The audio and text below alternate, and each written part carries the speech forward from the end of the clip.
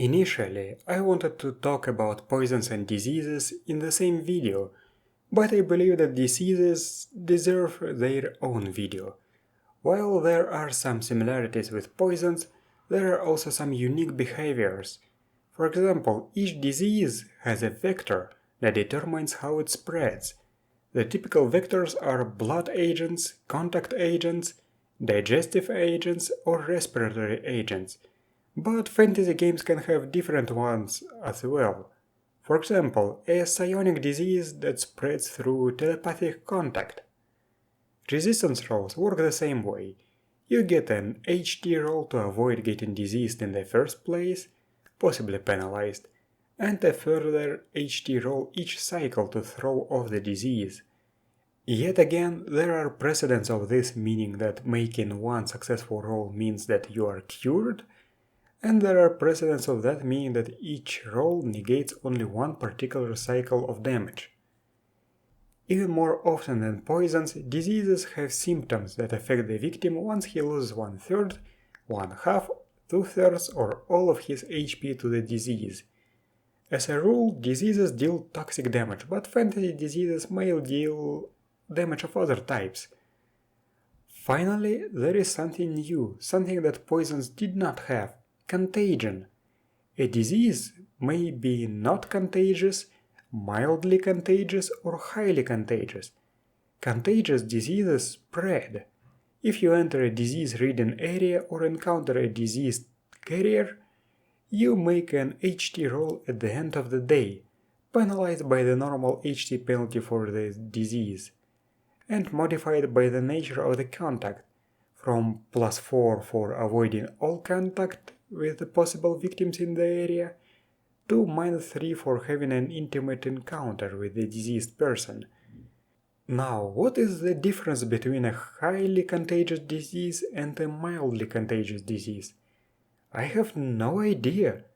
Even GURPS Biotech does not shed light on that. GURPS Basic Set provides rules for diagnosing and treating diseases, but you should remember that there is no disease antidote. You will never just take a pill and have the disease go away. The treatment just provides a bonus to your HT rolls to resist. The healing advantage can be used to cure diseases. There are mechanics for that. Finally, there are other interesting mechanics that I have never seen discussed. Immunity and susceptibility. You might be naturally immune to a specific disease. If you roll a 3 or 4 on your first attempt to resist the disease, you are immune. Some diseases also only work once. If you recover from it, you become immune. You can also get vaccinated against certain diseases. Then there are rules for differential susceptibility.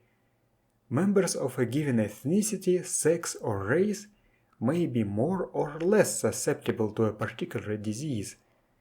This seems to imply that if you have a differential susceptibility, you do not have to actually buy the resistant advantage or the susceptibility disadvantage. You buy them if you are more or less resistant to a disease compared to normal for your ethnicity, sex, or race. Basically, certain diseases have an integrated accessibility limitation that makes them affect different people differently. Just like poisons, diseases represent a passive threat, but they are even more passive than poisons. I doubt that anyone has ever used a disease offensively as a player character. And how often do you encounter diseases in games?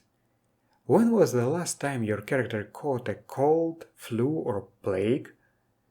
When was the last time you heard a player say, "I'm going to buy resistant to disease +3"? But I believe that there is one rule that makes diseases much more relevant and resistance to disease much more important: infection.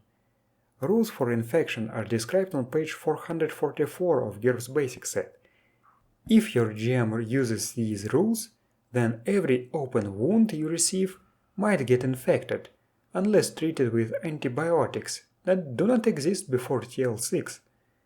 If you get wounded under less than clean circumstances, you must make an HT plus 3 roll modified as follows.